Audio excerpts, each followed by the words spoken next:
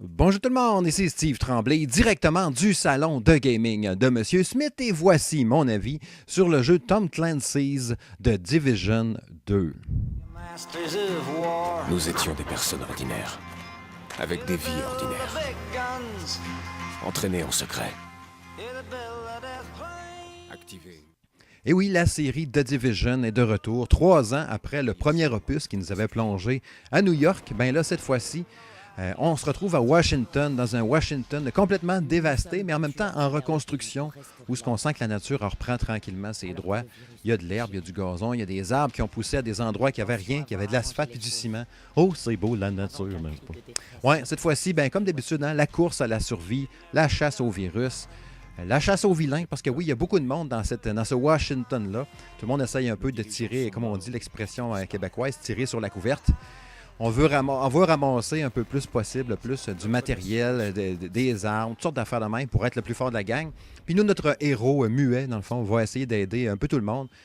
Sa gang à lui, bien évidemment, parce que c'est un gars de la division, puis il va essayer de sauver tout le monde, en fait. Hein. Ça devient un peu le gars qui va rendre service à tout le monde pour essayer de sauver la population, puis de retourner un peu d'ordre dans cette ville-là, dans ce chaos-là, où est-ce qu'il va avoir la gang des Yen, les Parias, les True Sons, puis éventuellement, quand tu vas avoir atteint le niveau 30 du jeu, quand tu vas faire la campagne principale, un bon 30 heures de jeu pour atteindre le niveau 30, puis à ce moment-là, tu vas débloquer, tu vas voir les gars, les Black Tusk qui vont débarquer, l'autre gang encore plus chiant, qui vont tout virer ça à l'envers, encore Washington, pour te donner encore plus d'ouvrage dans la portion endgame, dans le fond, qui est le croquant un peu de Division 2. Mais bon, on y reviendra. Ouais, principalement, là, OK, la chose qu'il faut savoir, OK, ici, présentement, dans cette critique, n'est-ce pas? Je ne vais pas vous faire un descriptif précis de qu'est-ce que c'est Division 2.A à Z dans un exposé oral, puis tout ça. Non, ici, c'est une critique, c'est pour vous dire si c'est le fun. Hein? Est-ce que le jeu est le fun? Est-ce que le jeu est beau? Est-ce que le jeu marche bien? Okay. Si vous voulez avoir une description précise, ben, il y a tous des tutos, il y a des textes, il y a des fichiers, il y a toutes sortes de patentes que tu peux... C'est une critique. Okay? Je vous préviens d'avance. Est-ce que c'est le fun? Si vous voulez savoir si Division 2 est le fun, ben, moi, je vais vous le dire. Oui, c'est le fun. Ça se joue, OK, ça se joue en solo, Division 2, mais c'est vraiment pas évident. C'est un jeu qui est fait pour le multijoueur. Ça pue le multijoueur, c'est évident, pue dans le bon sens du terme, c'est juste ça, tu sais. Parce que tu peux faire du jeu en solo. À un moment donné, mettons, tu vas rendre une mission principale. Puis tu as des missions principales, tu as des missions secondaires, tu as des quêtes annexes, à plus savoir quoi en faire. Tu sais, les fameuses cartes d'Ubisoft, là, qui a des dizaines et des dizaines de points et d'objectifs sur la map, là, qui s'en est quasiment paniquant.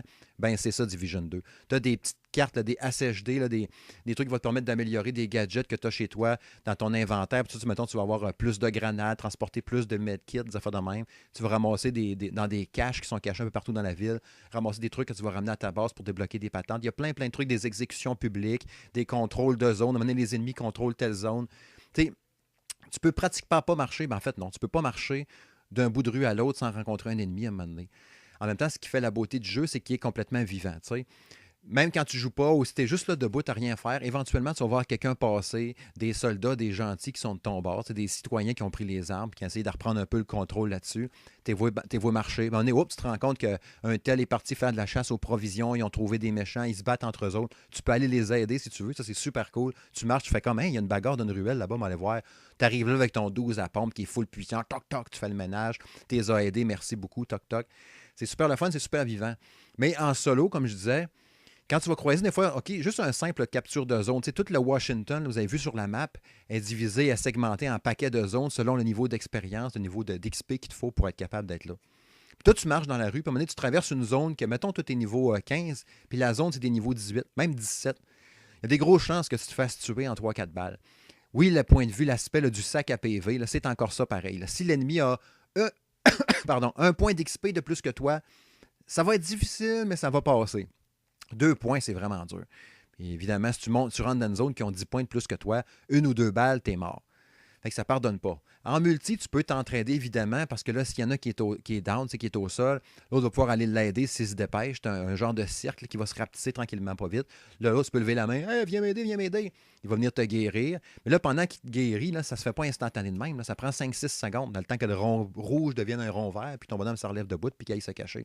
Pendant qu'il va t'aider, ça se peut qu'il se fasse tirer, puis qu'il meure lui aussi, parce que là, il y a 3 bonhommes. Tu sais, En multi, ça se fait pas mal mieux, évidemment, parce que tu peux t'entraîner. Mais quand tu es tout seul, là, puis tu débarques dans une zone ou d'une place que tu n'avais pas le droit d'aller parce que c'était un niveau trop haut pour toi, tu as le droit, mais c'est toi le pire, tu sais.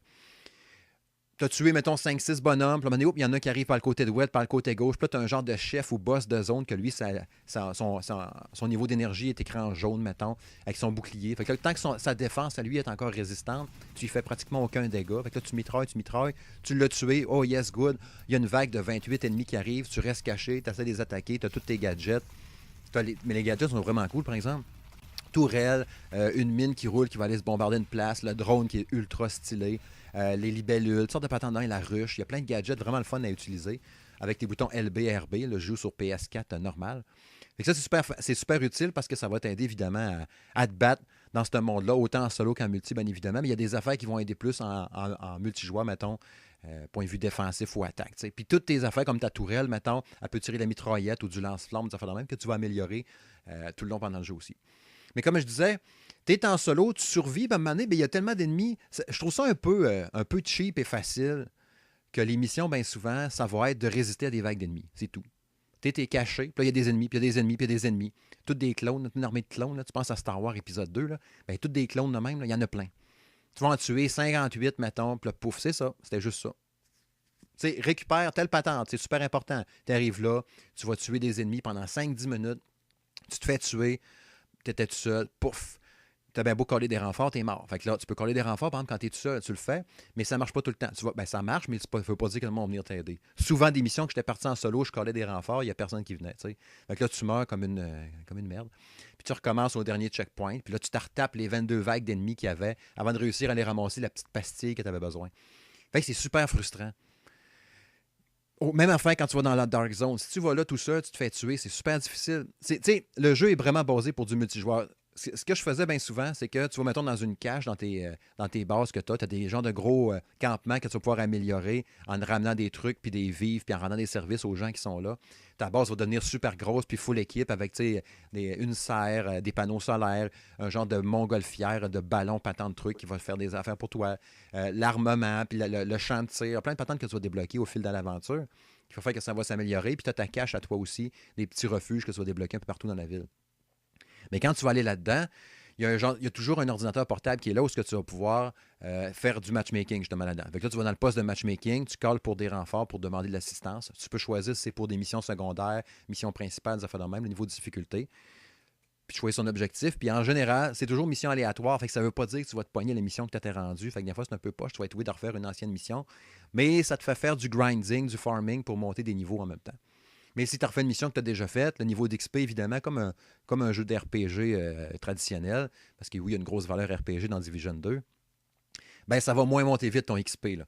Mais si tu fais une mission qui est... Tu sais, tu dis, je suis en multijoueur, on est 4, on devrait s'en sortir, même si c'est 2 niveaux au-dessus de nous autres. On va probablement mourir à tour de bras. Je vais probablement dépenser toutes mes 5-6 medkits, mais on va l'avoir, mais ça va être payant en tabarouette, par exemple. Tu vas faire ta mission, puis tu vas monter d'un level one-shot d'XP. Mettons, tu es niveau 18, toc, tu es rendu niveau 19 ou tu es niveau 10, qu'importe, là, vous avez compris le principe. Ça va remonter d'une shot. Ça a été super payant, mais c'était dur. Puis c'était justement repousser des vagues d'ennemis sans cesse. Puis le gros boss qui avait le gros bouclier, que lui, il fallait le flanquer ou le tirer par en arrière. Mais quand tu es tout seul, tu mets une mitraillette là. Mettons, je disais tantôt la tourelle. Tu droppes la tourelle. Là, tu dis peut-être que l'ennemi va aller tirer la tourelle. Pendant qu'il va être sur la tourelle, je vais essayer de le contourner puis tirer dans le dos parce que là, son point faible est là. Mais quand tu es tout seul, c'est difficile, on s'entend. Ça peut marcher. Mais à plusieurs, tu es caché. OK, go, on repousse des ennemis, on repousse des ennemis. C'est beau, lui, va aller par en arrière. Puis tout. Si tu ne joues pas au micro, tu espères que les gens avec qui tu vas jouer vont être logiques. Mais en général, ça, c'est quand même pas pire. Ça marche bien pour ça. Fort heureusement, donc, le matchmaking marche super bien. Outre l'aspect technique, l'environnement, super cool, ultra détaillé. La ville de Washington, j'en reviens pas comment c'est plus beau que je pensais. J'avais aimé la ville de New York de Division 2, de Division 1, mais le Washington, c'est vraiment impressionnant aussi les monuments, à quel point que l'environnement peut être varié. Tu sais, dans un musée, dans un champ, n'importe quoi, ils vont toujours trouver une façon que le lieu que tu vas être, ça peut t'emmener à un endroit complètement différent. Tu sais, comme justement dans les missions, dans la première partie, dans le premier tiers du jeu, premier quart du jeu, tu vas te promener dans un musée, fait que là, tu as un bout que c'est le Vietnam. Fait que là, tu es vraiment comme dans le bois avec l'hélicoptère en feu puis tout. Fait que tu as l'impression un peu d'être là. Il y a une autre mission, mettons, où c'est dans l'aéronautique. Tu es sur la Lune ou Mars, une affaire de même. Tu as l'impression d'être là, mais c'est une pièce, là, genre 100 pieds par 100 pieds. Avec le bonhomme caché en arrière d'un rocher qui serait un rocher martien, mettons, ou lunaire. mais dans le fond, t'es dans Washington, tu sais. Fait qu'ils ont réussi à varier toujours l'environnement comme ça. Le souterrain aussi, c'est le même. Il y a des grands corridors en dessous de la Terre aussi, moins qu'au-dessus, mais quand même. Il y a du corridor en dessous. Mais l'environnement est super beau. Puis je joue sur PS4 normal, je le trouve vraiment super beau. Mais en même temps, il y a du pop-up de texture beaucoup, puis du chargement de texture. Tu es à côté d'une bâtisse, dans un champ, n'importe quoi. Tu sais, tous les environnements ouverts, là, il y a un chargement de texture. Tu peux pas arriver en courant vite, vite, vite, pour regarder, oh, checker l'autobus. On dirait qu'elle est faite en. Tu sais, prends une boîte de carton, un 2 litres de lait de carton, là, puis coller du papier construction bleu, puis rouge pour faire le dessin du camion. Tiens, ça, c'est un camion dans Division 2. Là, tu attends un petit peu, 5, 6, 7 secondes, toc, toc, toc, toc. Là, les textures vont apparaître. Tu vas avoir vu que c'est telle compagnie qui fait ça, que le numéro de téléphone est écrit en dessous, les petits boutons, les boulons sur les roues de l'autobus. Et tout est là, c'est ultra détaillé. Mais il y a toujours un chargement de texture quand même. Bon, ce que j'ai entendu dire aussi, c'est que même sur les versions Pro un peu ou Xbox One X, tout ça, il y a du chargement de texture quand même. Mais bon, ça ne vient pas gêner ton expérience. C'est juste un peu frappant un peu quand tu te promènes. Mais dans les souterrains, il n'y en a pas de chargement de texture quand même. Ça marche super bien. Mais on dirait que dans l'environnement ouvert, mais il est tellement grand, puis tellement de trucs à gérer, tellement détaillé, que ça fait peut-être un peu plus de chargement à ce moment-là. Mais ça ne m'a pas dérangé. C'est juste un peu frappant d'un fois. C'est un peu laid par bout. Revenir aussi à l'aspect technique, c'est vrai, je voulais mentionner ça. L'aspect de, c'est un système de couverture, OK? Il est efficace, mais c'est pas super précis tout le temps où, tu vas réussir à te cacher des affaires. C'est le principe. J'adore ça, par exemple. Là. Il y a un point là-bas où je vais aller me cacher, je maintiens le bouton X, mon bonhomme va partir en courant, il va se cacher là, ça marche super bien. Quand il n'y a pas trop d'action, c'est génial. Quand tu vas flanquer les ennemis, tu sais, faire le tour, puis tout, c'est super le fun, c'est ultra satisfaisant. Mais quand tu te fais voir, puis que là, les ennemis te bombardent de partout, là, tu essaies de te cacher dans d'un mur. Là, oh merde, il a détruit mon armure principale, puis il me reste une petite portion de vie. Tu as les carrés blancs qui sont ton bouclier, puis la ligne orange qui est ta vie. Là. Ton bouclier est tout pété, il reste juste un peu de vie. Là, tu cours pour te cacher. L'ennemi te tire par en arrière. Ton image, elle vient bien maganer. Tu essaies de trouver une place pour te cacher. Mais si tu veux te cacher, il faut que tu payes sur X proche d'un mur pour te cacher. Là, sinon, ça ne marche pas. Tu approches d'un mur, tu cours, tu n'es pas du bon sens du mur parce qu'il y a trop d'ennemis en arrière. Tu payes sur rond, passer par-dessus le mur. Rendu l'autre bord, tu payes sur X. Ton bonhomme va circuler d'une façon full stylée. Il va se cacher après le mur, puis là, tu vas essayer de respirer un peu, puis te healer. Quand tu es à plusieurs, ça peut marcher. Mais quand tu es tout seul, puis que ça te tire de partout, ben, tu peux mourir, comme je disais tantôt, comme une sous-merde. Tu vas courir dans un champ, mettons, tu te dis, je vais aller explorer par là-bas. Tu cours, tu es rendu super loin, tu as réussi à débloquer une nouvelle zone de la map, tu te fais tirer, tu avais même beau être à 8 km, ben, tu vas réapparaître au refuge le plus proche qui est à 8 km, mettons. Fait que c'est ça. Ça marche bien tout seul, comme j'ai dit tantôt, mais c'est plus un jeu pour à deux. Quand tu as fait toute cette campagne-là, puis tu t'es amusé, tu as fait ton 30 heures, tu vas débloquer le fameux endgame. Ubisoft mise beaucoup là-dessus, comme je disais tantôt, avec les 3 classes que tu peux débloquer là-dedans. Le survivaliste, le démolisseur, puis le tireur d'élite. Que tu vas améliorer, que tu vas peaufiner, puis ça, tu vas te battre contre les plaques Tusk. Les vraies missions tripantes commencent un peu plus là-dedans. En fait, c'est de l'action, c'est du tir, c'est de l'amélioration de personnages, du nouveau loot à trouver, puis tout. Même à faire un peu... Tu sais, parce que on mise, comme je dis encore, rendu là, c'est du multijoueur, c'est de l'amélioration de trucs. T'as pas le choix d'être super fort, tu sais. Évidemment, t'es rendu niveau 30, donc t'es déjà puissant. Dark Zone, même principe un peu. Mais j'ai aimé le côté de la Dark Zone. La première fois que tu débarques dedans, OK? Faut que tu ailles faire une mission. Il y a une fille qui dit, genre, va à telle place ou trouver une base. Tu rentres là-dedans, on dirait que ça pue. Tu sais, il y a eu un virus, un gaz toxique, puis tout. La première fois que j'arrive dedans, la grosse brume, puis ça a l'air de puer, tout est sale. Là, je commence à éliminer, mettons, 10-15 ennemis dans telle zone. OK, avance, va tirer l'autre gang là-bas. Mais tout a de l'air sale puis dégueulasse. Puis tu as un stress constant quand tu es dans la Dark Zone qui vient comme quand tu cherches la porte pour sortir de là, tu es juste content. Puis tu sais, tu as ton niveau d'XP aussi qui est dans la Dark Zone, qui n'est pas le même que dans le monde normal de ta partie à toi. Tu sais, puis tu as des parties en plus à multijoueur à 4 contre 4. Il y a tellement de stock à faire, puis à débloquer, puis à trouver dans cette Division 2. Tu sais, quand je vous dis des fois, je reviens souvent là-dessus, rapport qualité-prix, quantité-prix. Tu achètes ça 70-80$ Division 2.